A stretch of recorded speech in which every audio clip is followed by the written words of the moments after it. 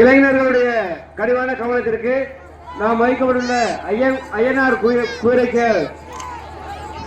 ஐயனார் கோயிலுக்கு முன்பாக வைக்கப்பட்டுள்ள குதிரையை சுற்றி பாதுகாப்பாக ஆட்களை நிற்குமாறு கேட்டுக்கொள்கிறோம்.